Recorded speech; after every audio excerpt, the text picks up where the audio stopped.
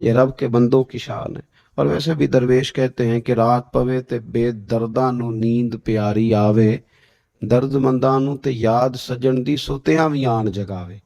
تو یہ وقت ہے خاص، اس خاص وقت اس بات کی طرف ضرور توجہ کرنی چاہیے۔ اور یہ جو کہا گیا نا کہ فرشتے نازل ہوتے ہیں بِإِذْنِ رَبِّهِمْ مِنْ كُلِّ امر، اللہ کے حکم سے آتے ہیں اور ہر کام کے لیے، ہر امر خیر کے لیے آتے ہیں۔ تو اس میں بھی ہمارے مفسرین نے لکھا ہے کہ وہ تمہارے لیے پورے سال کا فیصلہ کریں گے کہ تمہیں کیا دیا جائے گا، تم کیا حاصل کرو گے اللہ تبارک و تعالیٰ کی بارگاہ سے۔ تو اس کا معنی یہ ہوا کہ پھر تو یہ لینے کی رات ہے۔ ایسا نہ ہو کہ فرشتے آئے ہوں رب کی بارگاہ سے یہ پیغام کرم ہو کہ دینا ہے اور لینے والے سو رہے ہوں، وہ آرام میں ہوں۔ تو یاد رکھیں خیرات اسی کے پیالے میں آتی ہے جس کا پیالہ سیدھا ہوتا ہے، اور اگر پیالہ ہی سیدھا نہ ہو تو خیرات پھر پیالے میں نہیں آیا کرتی۔ تو پھر اس کو جو کہا گیا نا کہ یہ سلامتی والی ہے، تو اس میں ایک اور بات بھی ہمارے پھر مفسرین نے لکھی ہے کہ اس رات، شیطان تو ویسے ہی قید ہے، اس رات بندے کا نفس بھی نہیں اسے تنگ کرتا۔ یہ طاق راتیں اتنی حسین ہے کہ تھوڑی سی بندہ ہمت کرے تو اللہ عبادت کے لیے اس کے دل کو قرار عطا کر دیتا ہے، اسے سکون ملتا ہے، طبیعت ٹھنڈی ہو جاتی اور وہ بڑے ذوق کے ساتھ اللہ کی عبادت کرتا ہے۔ خوب بیداری کا مظاہرہ کریں طاق راتوں میں۔ میں نے رمضان سے پہلے مشورہ دیا تھا کپڑے وقت پہ خرید لو عید کے، اور وقت پہ سلا لو، اور وقت پہ چیزیں لے لو۔ یہ جو خاص دن ہیں عبادت کے، یہ لوگوں کے بازاروں میں گزر جاتے ہیں۔ یہ زیادہ تر وقت ہمارا خریداری میں اور شاپنگ میں اور ایسے مہمل کاموں میں صرف ہو جاتا ہے کہ جن کی وجہ سے یہ خاص چیزیں جو ہمیں میسر آنی تھی ان سے ہم کئی دفعہ رہ جاتے ہیں۔ تو اس رات کرنا کیا ہے؟ زیادہ سے زیادہ کھڑے ہو کے رب کی عبادت کریں، قرآن شریف کی تلاوت کریں، استغفار پڑھیں۔ شان رسالت میں عظیم ترین آیت ہے آیت نمبر 56، بڑی عظیم آیت۔ کون سی بلا؟ ان اللہ وملائکتہ، فرمایا بے شک اللہ اور اس کے فرشتے یصلون علی النبی، نبی کریم پر درود بھیجتے ہیں۔ اللہ بھی بھیجتا ہے، اللہ کے فرشتے بھی درود پڑھتے ہیں۔ یا ایہا الذین آمنوا صلو علیہ وسلموا تسلیما، اے ایمان والو تم بھی نبی پاک پر درود پڑھو اور خوب سلام پڑھو۔ تو یہ آیہ مبارکہ نازل ہوئی کہ، اور حضور صلی اللہ علیہ وسلم نے فرمایا اگر تم مجھ پر ایک بار درود پڑھو گے تو اللہ تم پہ 10 رحمتیں فرمائے گا، اور تمہارے 10 گناہ معاف کر دے گا، اور تمہارے 10 درجے اللہ بلند فرما دے۔ ایک بار درود شریف کو وظیفہ بنائے، پابندی سے پڑھا کریں، پابندی سے۔ میں نے اپنے بزرگوں کو دیکھا ہے کچھ کام کرتے، کبھی کبھی مجھے لگتا ہے کہ وہ کام آج بھی بڑے ضروری ہیں، بڑے ضروری۔ بزرگ یہ کیا کرتے تھے کہ وہ نا اپنی ریل رکھتے تھے، اپنا مصلی بچھاتے تھے مسجد میں آ کے، اور اپنی تسبیح سائیڈ پہ رکھ لیتے تھے صبح کے وقت، اور روزے نہیں ہوتے تھے تو پانی کا پیالہ بھی ساتھ ہوتا تھا۔ کچھ دیر قرآن پاک پڑھنا، اپنا مصلی بچھایا، پھر اس کے ساتھ کچھ دیر تسبیح پڑھنی، پھر پانی پہ پھونک مارنی، پھر اس کو پینا۔ مجھے لگتا ہے یہ اہتمام ہے عبادت کا۔ میں دوستوں سے کہا کرتا ہوں کہ ہاتھوں میں تسبیح رکھ لو، تسبیح ہاتھ میں ہو تو چلتی بھی رہتی ہے۔ تو یہ چھوڑ دیں، لوگ کیا کہیں گے، بہانہ کریں گے، دنیا کہے گی یہ بابا تسبیح ہو گیا، تو کہنے دو، تسبیح ہو تو تسبیح چلتی بھی۔ سمجھ آ گئی یہ بات کی؟ تو اہتمام کریں، یہ 20 منٹ 10 منٹ مصلی پہ بیٹھ کے درود شریف پڑھیں۔ ہمیں موقع مل جائے تو ہم پڑھ لیتے، کچھ کہتے میں گاڑی چلاتے چلاتے پڑھتا ہوں۔ میں نے کہا یہ سارے طریقے ٹھیک ہے، پر میری رائے ہے کہ مصلی بچھا کے، خوشبو لگا کے، اچھے کپڑے پہن کے، مدینے کی طرف منہ کر کے، یعنی حضور کی بارگاہ میں سلام عرض کرنا ہے نا جی، حضور کی بارگاہ میں، تو پھر پورے اہتمام سے سلام پڑھیں۔ اللہ توفیق عطا فرمائے۔ آیت نمبر 60 سے 61 میں منافقین اور فاسقین اور جن کے دلوں میں عداوت مصطفیٰ صلی اللہ علیہ وسلم کا روگ ہے، اور مدینے میں جھوٹی افواہیں پھیلانے والوں کو خبردار کیا گیا کہ اگر وہ اپنی حرکتوں سے باز نہ آئے تو انہیں مدینے میں رہنے نہیں دیا جائے گا۔ اور یہ بھی کہا گیا کہ یہ لوگ لعنتی ہیں، اور جہاں بھی پائے جائیں انہیں چن چن کر قتل کر دیا جائے، اس لیے کہ یہ حضور کے بارے میں دل میں منافقت رکھتے ہیں۔ پھر آگے سورہ سبا شروع ہوتی ہے، اس صورت کی آیت نمبر 9 میں دشمنان رسول صلی اللہ علیہ وسلم کے لیے عبرتناک عذاب کی وعید ہے۔ آیت نمبر 10 سے حضرت داؤد علیہ السلام کے معجزات کا ذکر ہے کہ انہیں یہ فضیلت دی گئی کہ پہاڑ اور پرندے ان کے ساتھ تسبیح کرتے تھے۔ حضرت داؤد تسبیح کرتے تو پہاڑ بھی تسبیح کرتے، پرندے بھی۔ داتا علی جوہری نے ایک بات لکھی ہے، کہتے ہیں کہ حضرت حبیب بن اسلم رائی تھے، داتا صاحب نے 1000 سال پہلے لکھا ہے۔ وہ کسی سے ملتے نہیں تھے، دوپہر کے وقت بکریاں لے کے جنگل میں چلے جاتے ہیں، ملتے نہیں۔ ایک بندہ بڑی دور سے آیا، کہنے لگا میں نے ملنا ہے۔ انہوں نے کہا بابا اس ٹائم نہیں ملتا۔ کہنے لگا اللہ کا بندہ ہے نا، تھوڑا ناراض ہی ہو جائے گا، چلا جاتا۔ کہتے میں پہاڑ کے پیچھے گیا تو میں نے عجیب نظارہ دیکھا کہ بابا جی مصلی پہ بیٹھے ہیں اور ایک بھیڑیا ان کی بکریاں چرا رہا۔ بھیڑیا وہ کھایا کرتا تھا، آج چرا رہا۔ کہتے ہیں بڑا حیران ہوا۔ بابا جی کہنے لگے اس وقت کیوں آئے ہو؟ تو میں نے کہا حضور اگر آ گیا ہوں تو مہربانی کریں۔ میں نے فوراً کہا یہ بھیڑیا بکریاں چلا رہا ہے۔ فرمانے لگے جب سے میں نے رب سے صلح کر لیا نا، ساری مخلوق کی مجھ سے صلح ہو گئی، ساری مخلوق کی صلح ہو گئی۔ تو کہتے ہیں میرے دل میں خیال آیا کہ پتہ نہیں بابا کچھ کھلائے پلائے گا بھی کہ نہیں۔ تو کہتے ہیں لکڑی کا پیالہ پہاڑ کے نیچے رکھا تو وہ شہد سے بھر گیا، پھر میں نے وہ پیا، دوبارہ رکھا تو دودھ سے بھر گیا، پھر تیسری دفعہ رکھا تو وہ پانی سے بھر گیا۔ تو کہتے ہیں کہ میں بڑا حیران ہوا۔ تو کہنے لگے حیرانگی والی کون سی بات ہے؟ اگر بنی اسرائیل کے نبی دعا کرے اپنی نافرمان قوم کے لیے تو اللہ انہیں پہاڑوں سے پانی دے دیتا ہے۔ میں تو محمد عربی کا وفادار غلام ہوں، مجھے نہیں اللہ عطا کرے گا؟ یہ میں ساتھ ساتھ بزرگوں کی باتیں اس لیے کرتا ہوں جب بنی اسرائیل کا ذکر آتا ہے کہ میرے نبی پاک نے فرمایا علماء امتی کا انبیاء بنی اسرائیل، میری امت کے علماء اولیاء بنی اسرائیل کے نبیوں کی طرح ہوں گے۔ تو حضرت داؤد علیہ السلام کے ساتھ پرندے اور پہاڑ تسبیح کرتے تھے۔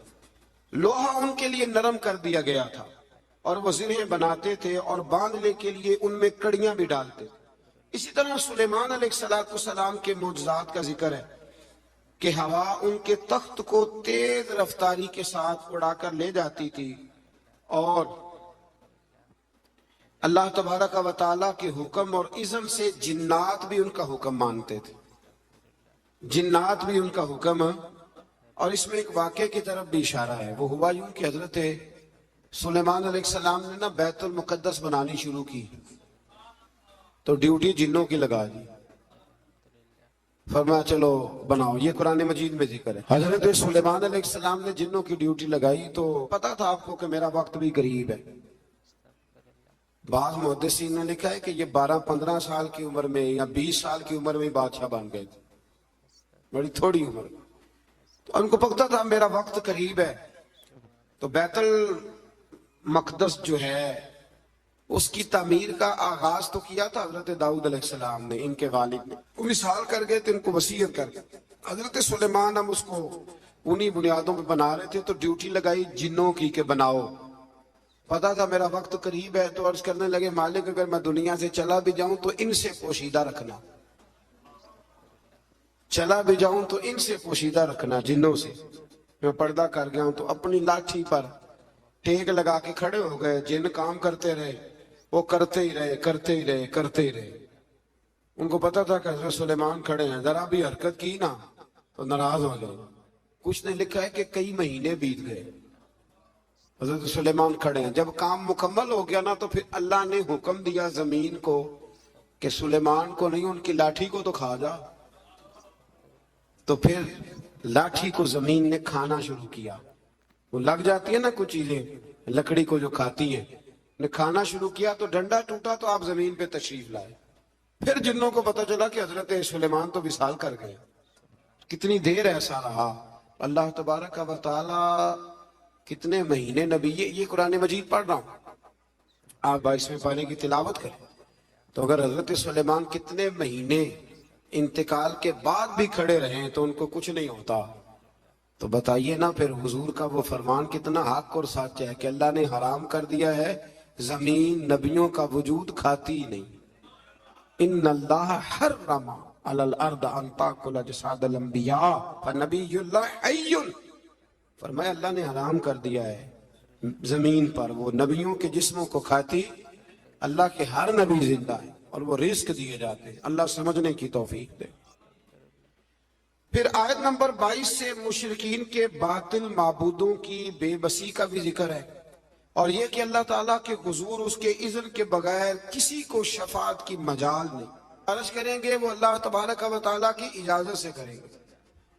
آیت نمبر 28 میں رسول کریم علیہ السلام کی رسالت عامہ کا ذکر ہے. عام رسالت ہے نبی پاک کہ آپ کی دعوت پورے عالم انسانیت کے لیے، اور یہ سارا عالم انسانیت آپ کی امت دعوت ہے.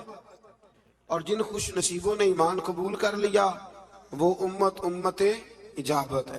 ایک ہے نبی پاک کی امت دعوت، تو وہ جس کا اللہ رب ہے نا، ان سب کی طرف حضور رسول بن کے آئے، یعنی سب کو حضور نے دین کی دعوت دینی ہے. ہاں جو دعوت قبول کر لے پھر وہ امت اجابت ہے، قبول کرنے والی امت.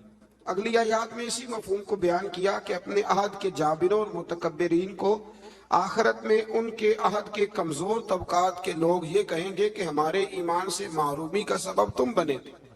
مزید بتایا کہ پچھلی امتوں کے خوشحال لوگ مال و دولت کی فراوانی کو اپنی مقبولیت کی دلیل سمجھتے تھے. کہتے تھے ہم اللہ کے قریبی ہیں اسی لیے تو اتنی مال و دولت دی ہے اللہ نے ہمیں، اس کو وہ دلیل بناتے تھے. حالانکہ مال و دولت کوئی دلیل ہے؟ اگر یہ قریب ہونے کا ذریعہ ہوتی تو سب سے زیادہ میرے نبی پاک کی تجوریوں میں ہوتی. یہ کوئی دلیل نہیں.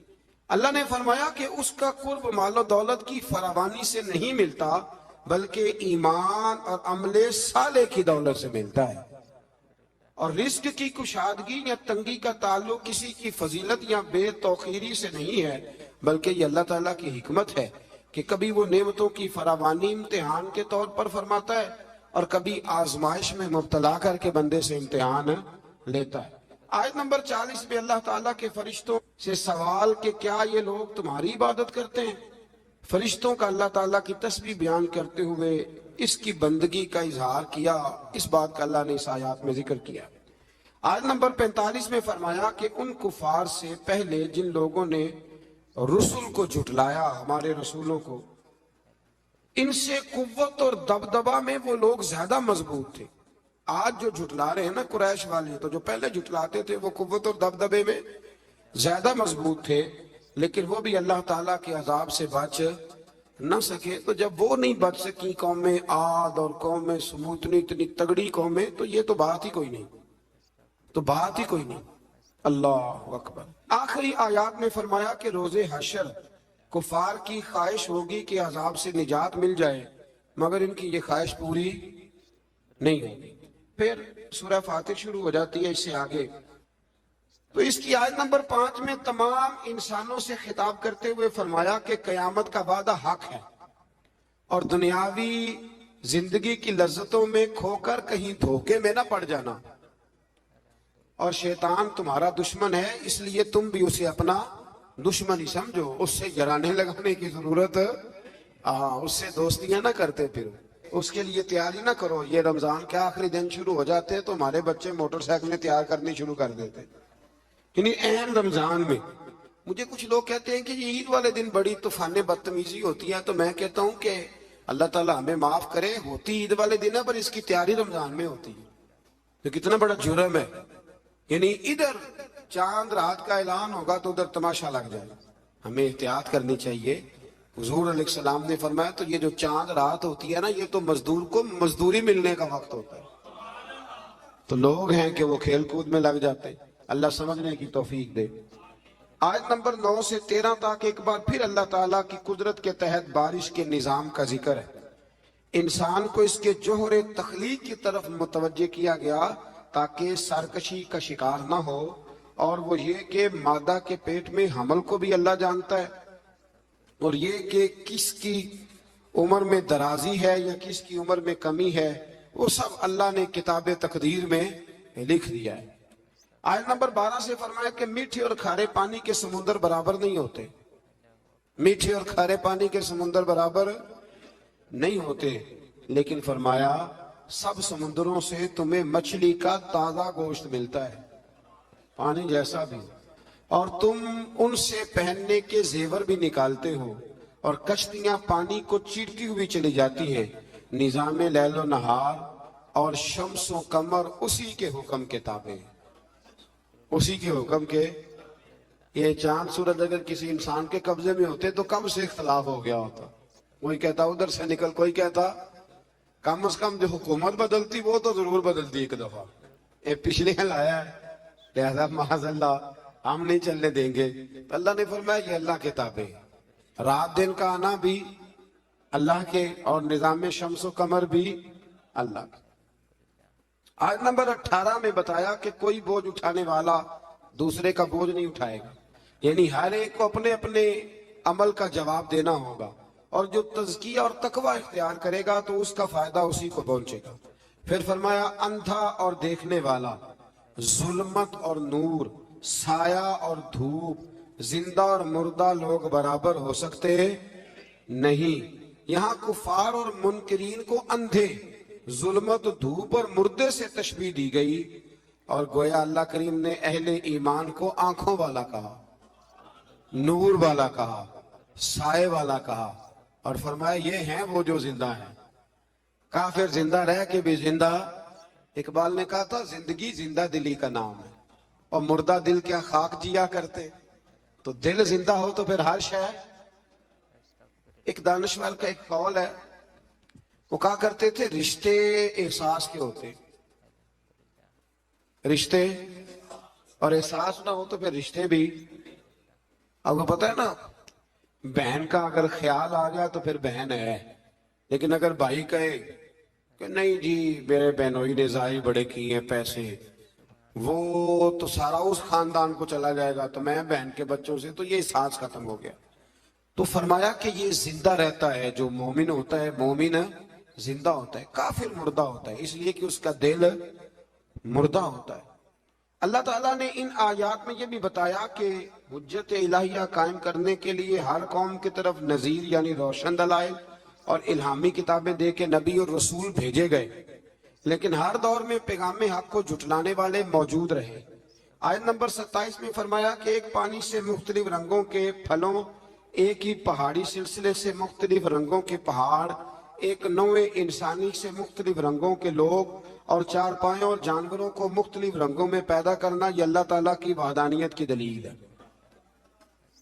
ایک باپ کے 4 بیٹے ہوتے ہیں، چاروں کی شکلیں علیحدہ ہوتی ہیں، یہ نہ ہم اصل پہ غور نہیں نہ کرتے، ورنہ فوراً بندہ کیا اٹھتا ہے کہ سبحان اللہ و بحمدہ، سبحان اللہ۔ آپ غور کریں، ہر بندے یہ چیزیں لوگ بناتے ہیں نا جی، اس میں اتنی ڈال دو، اس میں اتنی ڈال دو، اتنی، تو ایک طرح کی چیزیں بنتی جاتی ہیں، ایک کی طرح۔ کوئی بھی چیز جو انسان بناتا ہے، چمچ ہے، برتن ہے، تو ایک کی طرح کا بناتا ہے۔ اللہ کریم کی تخلیق کا کمال یہ ہے کہ ناک ہر بندے کی ایک ہے، آنکھیں 2 ہیں، کان 2، ہونٹ سب کے ہیں نا، اور چہرے مختلف ہیں۔ سمجھتے ہیں آپ بات؟ یعنی وہی چیزیں اللہ تعالیٰ نے دیں جو سب کو دیں، اور اس کے باوجود چہرے مختلف ہیں، تو ماننا پڑے گا کہ جو بنانے والا ہے وہ بڑی شان والا ہے، جو بنانے والا ہے وہ بڑی شانوں والا ہے، جو وہ بنا سکتا ہے دوسرا کوئی نہیں بنا سکتا۔ آیت نمبر 28 میں بتایا کہ جو علماء ربانیین ہیں نا، ان کے دلوں میں اللہ کی خشیت ہوتی ہے۔ انما یخشی اللہ من عبادہ العلماء، یہ مسئلہ تھوڑا ضرور سن لیں۔ فرمایا اللہ کے بندوں میں سے اللہ سے وہ ڈرتے ہیں جن کے پاس علم ہے۔ ایک لفظ کبھی کبھی ہم کہتے ہیں، لڑائی ہو جائے نا تو کہتے ہیں تو مینوں جاندا نہیں، اس کا کیا مطلب ہوتا ہے؟ تو مینوں کہتے ہیں نا کچھ لوگ، تو مینوں، اس کا کیا مطلب ہے؟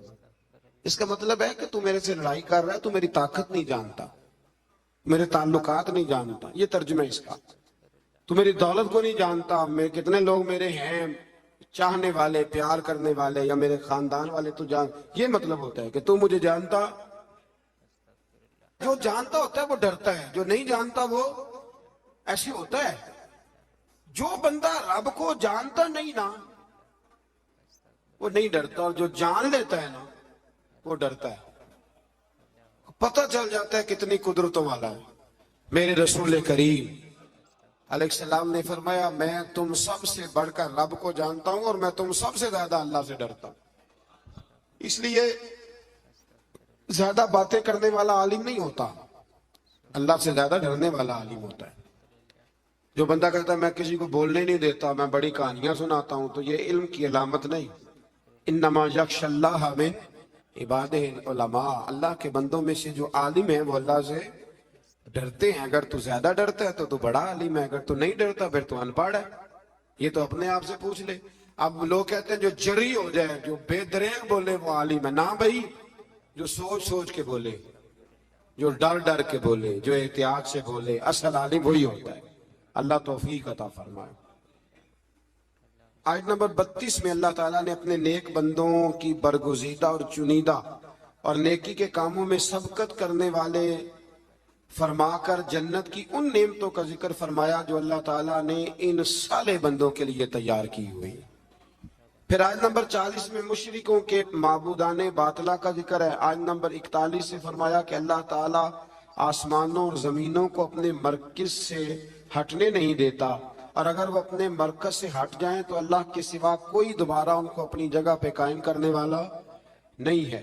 آیت نمبر 45 میں فرمایا کہ اللہ تعالیٰ لوگوں کی بدعمالیوں کی وجہ سے ان کی گرفت فرماتا تو روئے زمین پر کوئی جاندار زندہ نہ ہوتا.